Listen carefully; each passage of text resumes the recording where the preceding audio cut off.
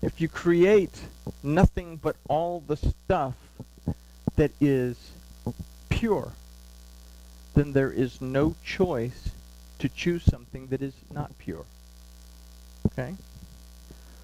So we consider that three levels represent to us knowledge, and through that knowledge, the bottom level, we learn, we come into knowledge. Then we have the second level where we actually start to apply that knowledge and gain the wisdom through the experience of culminating that knowledge. And when we have the experience and the knowledge together, they form that third level, which is understanding. What happens when I understand? Well, the light comes on. What's on the third level? The window. What comes in through the window? Light. Right? Okay. Well, I've gotten all ahead of myself. Light. In the process, we learn how to manage the clean and the unclean. What did he take on board the ark? Clean animals and unclean animals.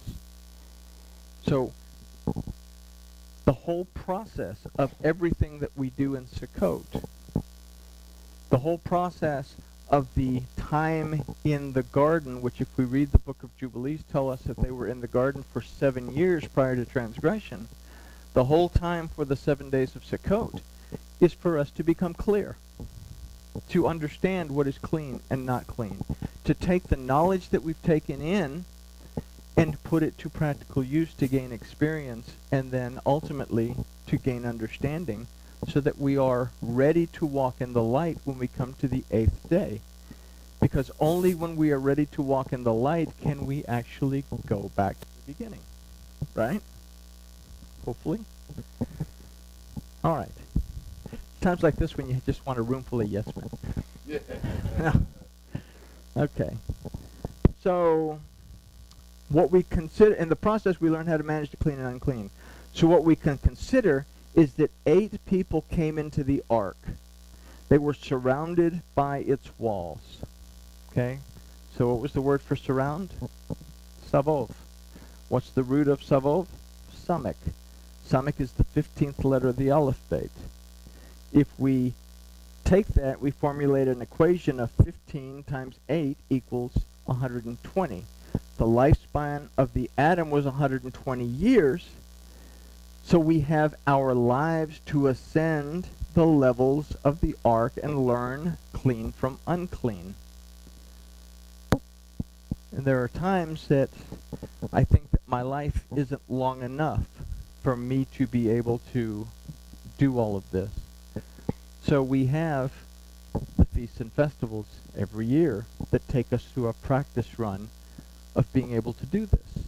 Sukkot is the culmination in these 7 days, is to be able to know where we're at before coming to that 8th day. This is the age of the atom. Let's consider a different idea, however, instead of our previous idea that the age of the atom is 6,000 years or 120 15-year jubilees. Let's consider the age of the atom to represent the period of time in which the atom has to ascend the levels of the ark. Let's consider Bereshit 7, 6 through 7. It says, and Noah was 600 years old when the flood waters were upon the earth. And Noah went in with his sons and his wife and his sons' wives with him into the ark because of the waters of the flood. He was 600 years old. So 600 gives us a unique perspective in that we have Vav as a representation of humankind, the atom, and then we have Kof. It's a numerical value of 100, to be separated from or become set apart to Elohim. Okay, so the numerical value of 100 is Kof. Is it possible that we can consider the age of the atom to be represented in 600? If that's the case, then what then can we consider concerning 120 times 50 to equal 6,000? What is 6,000 then? If the age of the atom is the time period that Noah went into the ark, and the ark landed on Ararat, and everything was restored, immediately it fell apart again. Okay? So, what is 6,000 then? So, let's consider Bereshit 1:1. In the beginning, Elohim created the heavens and the earth. Any questions? Oh. So we read this in English. Yeah, in the beginning, Elohim created the heavens and the earth. Okay? In the beginning, Elohim created something called space, time, and matter, if we read it in English. But there's more to it than simply this. Previous studies, we've considered the idea of the presence of the tabernacle having the authority by the truth of Yahuwah Elohim to become the vehicle of sacrifice that would restore the covenant between the realm of Elohim and the realm of the Adam within the Hebrew of this verse. And we look at the Hebrew of this verse, because some folks may not have seen it. We have Bereshit. Okay? Bereshit. We have a beit, that is a letter that means house, tabernacle. Okay? But it's bigger than the other letters. We say, well, they just wrote it that way in this modern Hebrew. Well, when we look at it in ancient Hebrew, beit, that looks like a little tent, is elevated above the other letters. So something's going on with this. So Rashi tells us that what it represents is an idea that this beit is not doing anything with that pen. This beit is surrounded by another letter, pei. Pei is the root letter of the word pene that means presence. So we have the presence of a tabernacle. The root word of this is resh. That doesn't mean beginning. It means the head honcho, the top. The ancient Proto-Sinaitic is the head of a man. Represents the chief of a tribe. Resh means authority. So the presence of the tabernacle has authority by the yod. Now the yod is the only letter that stands alone. When the pen touches a paper, the yod is formed. It's the first mark of the letter. You form the letter, and when the pen leaves the paper, the yod is complete.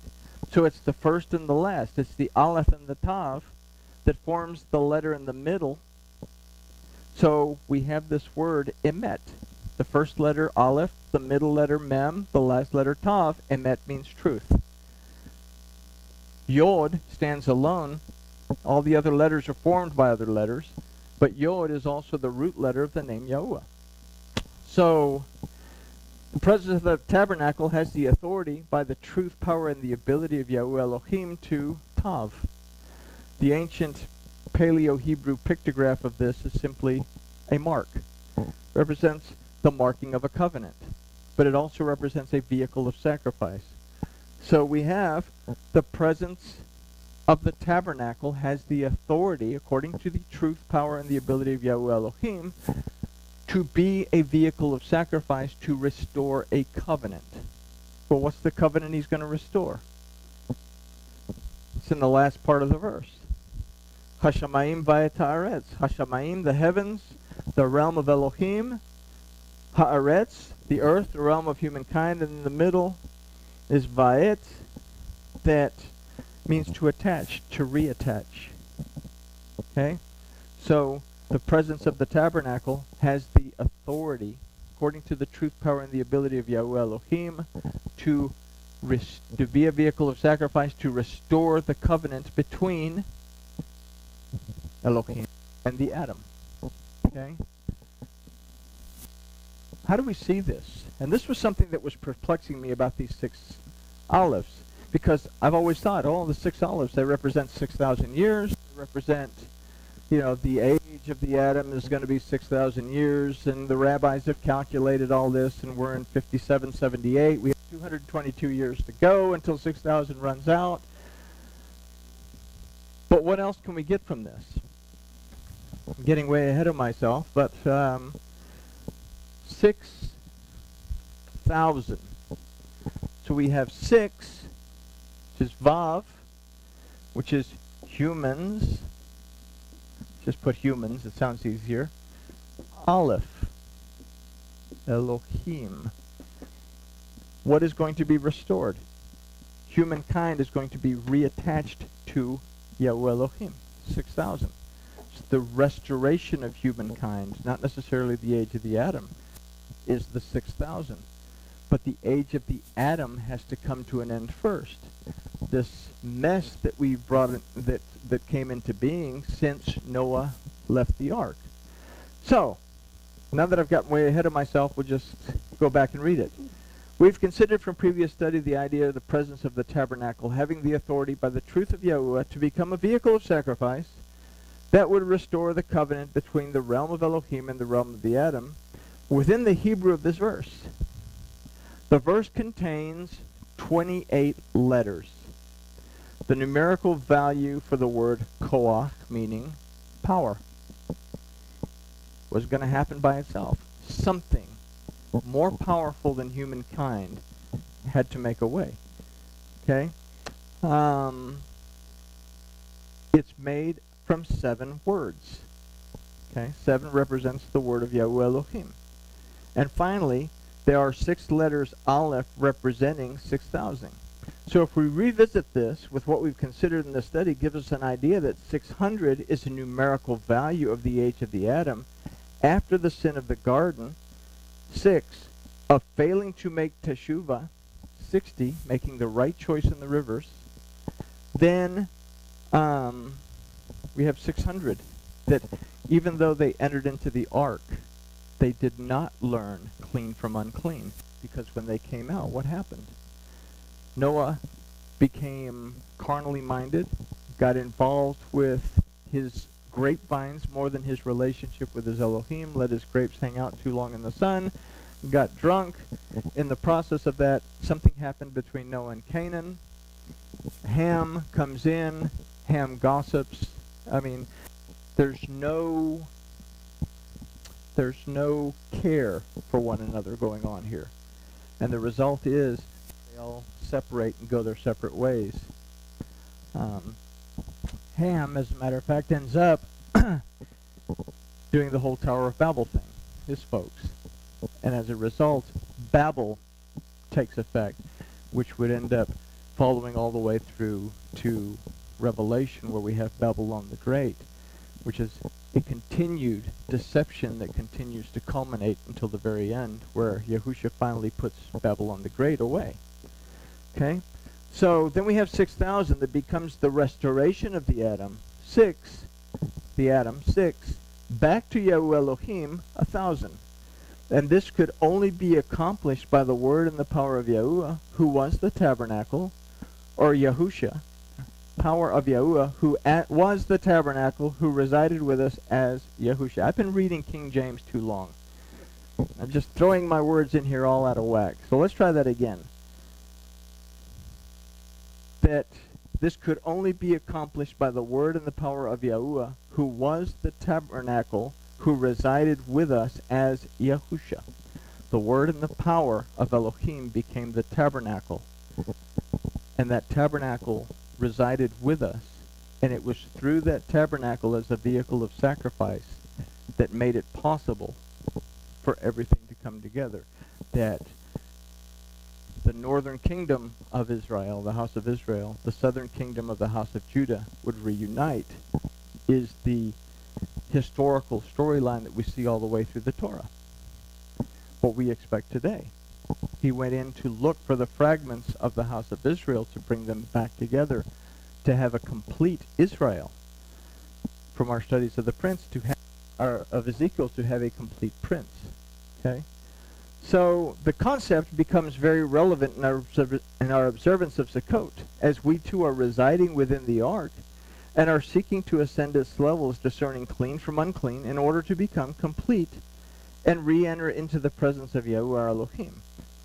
Our ultimate goal is to enter complete into the 8th day of Sukkot, when having been restored, we go back to the beginning.